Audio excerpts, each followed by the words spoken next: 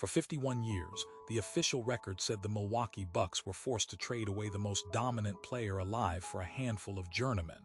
But the men who arranged that deal made sure you'd never learn that the auction was over before it began. That's the story they tell. It isn't what happened. Someone made sure you'd never hear this. Here's what the records were rewritten to hide. The year is 1975. Kareem Abdul-Jabbar is 28 years old. He is the most dominant player alive in professional basketball. He has already won a championship in Milwaukee. He has won the league MVP twice. The Bucks built their entire franchise around him, their scouting, their salary structure, their identity. Without him, they are a mid-market team with no particular reason to exist. With him, they should be competing for titles for the next 10 years. Then in the spring of 1975, Kareem walks into the front office and tells them he wants out. Los Angeles or New York. Those are his options. The Bucks have to listen. And everything that follows is exactly what they want you to believe. Here is what the official record says. The Bucks opened bidding to every team in the league. The Lakers and the Knicks submitted packages. Milwaukee evaluated the offers carefully, chose the best one, Junior Bridgman, Dave Mayers, Elmore Smith, Brian Winters, and made the trade. 4 players for the most dominant center alive. Reporters called it a loss. Fans called it heartbreak. The Bucks called it the best available. Nobody called it what it actually was.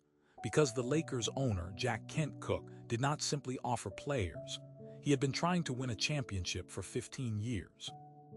He was not a patient man, and patience was not his method. According to multiple sources inside the league, sources who spoke quietly, years later, to writers who buried their words in footnotes nobody read, Cooke made a different kind of offer first. Something that never appeared in any transaction report. Something that moved before the formal negotiations had a name. The obvious explanation is that Milwaukee panicked. That Kareem had all the leverage and the Bucks took the first credible offer because they had no real choice. But that doesn't hold. They had leverage they never used. The Knicks were serious. Walt Frazier was discussed. Multiple executives from that era said, in separate interviews conducted years apart, that they couldn't understand why Milwaukee closed so fast. The bidding wasn't finished.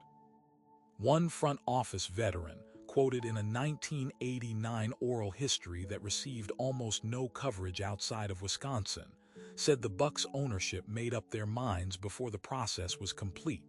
Nobody explained why. Nobody tried. But that's not the part they buried. Here is what they covered up.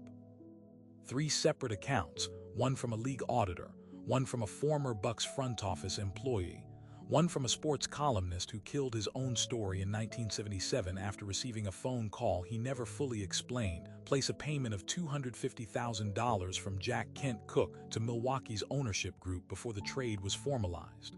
Not a player, not a draft pick, cash, before any paperwork. Cooke had done this kind of thing before. In 1960, he structured the purchase of the Lakers franchise through an arrangement the league quietly restructured twice. He understood how money moved in back rooms. He understood that the right number, offered to the right person at the right moment, could end a conversation before it started. Milwaukee's ownership needed capital. The franchise was not profitable. $250,000 in 1975 was real money, real enough to stop listening to New York. Real enough to call the bidding closed. The columnist was named Don Bevard. He worked for a Milwaukee paper. He told a colleague in 1991 that he had documentation. Bevard died in 1997. His files were never found. The NBA conducted no investigation. The league office was run by Larry O'Brien, a man who had built an entire career making problems disappear before they had names. He had the tools. He had done it before. And 51 years later, the official record still says Milwaukee took the best deal available. What that trade cost the city is not abstract. The Bucks did not return to the NBA Finals for 46 years. The 4 players who were supposed to rebuild the franchise produced a combined 14 seasons of relevance before vanishing. Kareem won 5 more championships in Los Angeles. 5. The people of Milwaukee watched one of the greatest careers in the history of the sport unfold 3 time zones away, and the explanation they received was that their star simply wanted to leave. Maybe he did, but wanting to leave and being sold are different things. One is a player exercising a right. The other is an owner taking money to end the bidding before the highest offer arrived. One is a basketball story. The other is something else entirely. And the difference between them is a file that no longer exists. Don Bevard's files. Someone has them or someone destroyed them. Those are the only 2 options. If they were destroyed, you have to ask who made that call and when, and what was in them that made the decision worth making. And if they still exist, sitting in a box somewhere in an archive, in an estate nobody has thought to open, they've been there for 29 years, waiting for someone to ask the right question.